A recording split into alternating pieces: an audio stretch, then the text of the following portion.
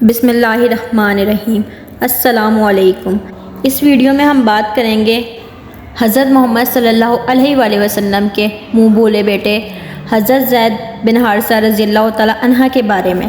حضرت زید بن حارثہ رضی اللہ تعالی عنہ حضرت محمد مصطفیٰ صلی اللہ علیہ وآلہ وسلم کے خادم خاص تھے۔ آپ صلی اللہ علیہ وآلہ وسلم نے ان کو اپنے بیٹے کی طرح پالا تھا۔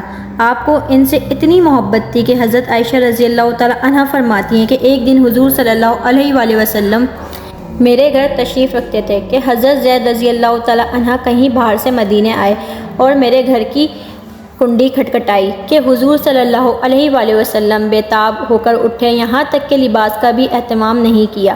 آپ صلی اللہ علیہ وآلہ وسلم کی چادر زمین پر گھسٹ رہی تھی اور جاتے ہی حضرت زید رضی اللہ تعالی عنہ سے معانقہ کیا اور ان کو بوسہ دیا۔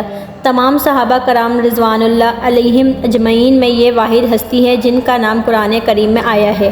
حضرت زید رضی اللہ تعالی عنہ 9 عمری میں ہی ڈاکوؤں کے ہاتھ لگ گئے تھے۔ انہوں نے غلام بنا کر حضرت زید رضی اللہ تعالی عنہ کو بیچ ڈالا۔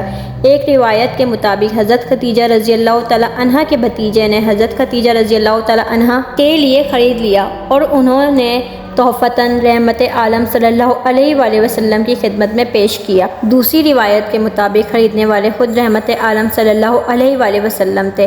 بہرحال جو صورت بھی ہوئی ہو، حاصل یہ کہ حضرت زید رضی اللہ تعالی عنہ رحمت دو عالم صلی اللہ علیہ وآلہ وسلم کی غلامی میں آ گئے، اس ذات اقدس کی غلامی میں جس کی غلامی آزادی کی آخری معراج ہے۔ ادھر حضرت زید رضی اللہ تعالی عنہ کے ماں باپ اپنے لخت جگر کے گم ہو جانے پر خون کے آنسو رو رہے تھے۔ حارثہ حضرت زید رضی اللہ تعالی عنہ کے والد اعلیٰ درجے کے شاعر تھے۔ ان کے جذبات غم شعروں میں ڈھل جاتے جنہیں پڑھ پڑھ کر وہ خود بھی روتے اور دوسروں کو بھی رلاتے۔ اتفاق سے ایک دفعہ حضرت زید رضی اللہ تعالی عنہ کے علاقے کے چند افراد حج کے لیے آئے تو انہوں نے حضرت زید رضی اللہ تعالی عنہ کو پہچان لیا اور ان سے مل کر باپ کی بے قراری اور بے-تابی کا حال بیان کیا۔ وہ اشعار بھی سنائے جو حارثہ نے غم فراق میں کہے تھے۔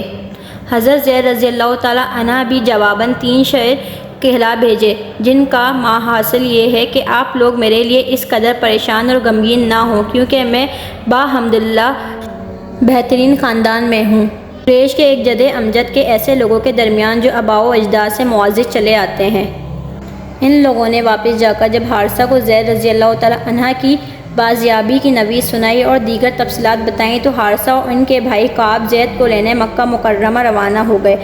وہاں پہنچ کر رحمت دو عالم صلی اللہ علیہ وآلہ وسلم سے ملے اور عرض کیا، اے عبد المطلب کے بیٹے، اے ہاشم کے بیٹے، اے سردار قوم کے بیٹے صلی اللہ علیہ وآلہ وسلم، ہم آپ کے پاس اپنے بیٹے کے سلسلے میں حاضر ہوئے ہیں۔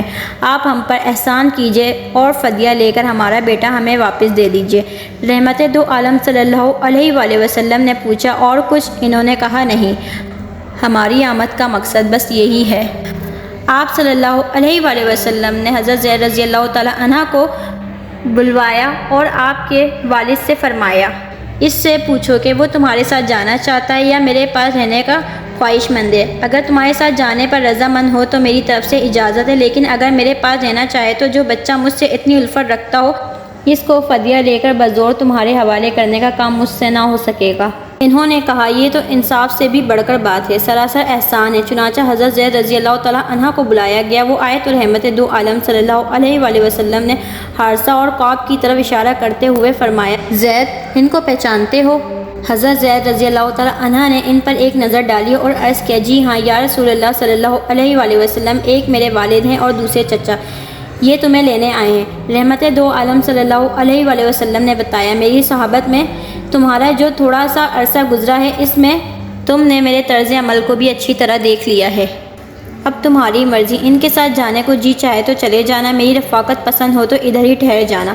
کوئی بھی ماں باپ کی فرقت کا مارا بچہ ایسے موقع پر اس کے سوا اور کیا جواب دے سکتا تھا کہ میں اپنے ماں باپ کے ساتھ جانا چاہتا ہوں، مگر اس معصوم بچے نے جس کی عمر اس وقت صرف 8 سال تھی کیا ایمان افروز جواب دیا۔ انہوں نے کہا، میں ان کے ساتھ نہیں جانا چاہتا، میں کسی بھی فرد کو آپ پر ترجیح نہیں دے سکتا۔ اس خلاف توقع جواب پر باپ اور چچا کی آنکھیں پھٹی کی پھٹی رہ گئیں۔ حارثہ نے بیٹے کو ملامت کرتے ہوئے کہا، تو ہلاک ہو جائے، آزادی پانے اپنے باپ کے ساتھ جانے اور اپنے خاندان میں رہنے کی بجائے تو غلامی کا توق گلے میں ڈالے رکھنا چاہتا ہے۔ حضرت زید رضی اللہ تعالیٰ عنہ نے اپنی والد کی طرف دیکھا اور اطمینان سے جواب دیا، جی ہاں۔ پھر رحمت دو عالم صلی اللہ علیہ وآلہ وسلم کی طرف اشارہ کرتے ہوئے بولے، دراصل میں نے اس عظیم ہستی کے حسن سلوک کا ایسا مظاہرہ دیکھا ہے کہ اب اس ذات گرامی کو چھوڑ کر کہیں بھی نہیں جا سکتا۔ حضرت زید رضی اللہ تعالیٰ عنہ کی اس والہانہ محبت نے رحمت دو عالم صلی اللہ علیہ وآلہ وسلم کے دل پر گہرا اثر کیا۔ آپ صلی اللہ علیہ وآلہ وسلم نے اسی وقت حضرت زید رضی اللہ تعالیٰ عنہ کا ہاتھ تھاما اور قریش کے روبرو جا کر اعلان کر دیا، اشہد ان زید ابنی، تم سب گواہ رہنا کہ آج سے زید میرا بیٹا ہے۔ یوں رحمت دو عالم صلی اللہ علیہ وآلہ وسلم نے حضرت زید رضی اللہ تعالیٰ عنہ کو نہ صرف آزاد کر دیا بلکہ اپنا بیٹا قرار دے دیا۔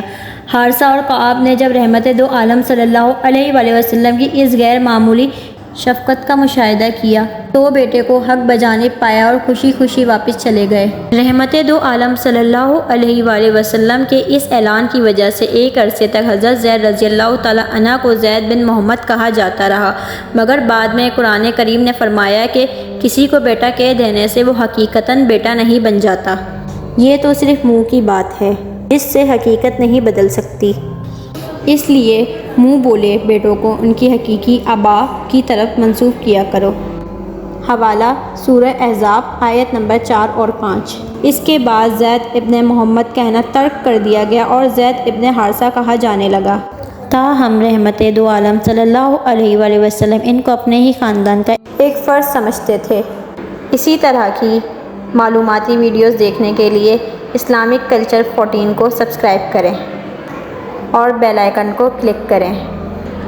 جزاک اللہ۔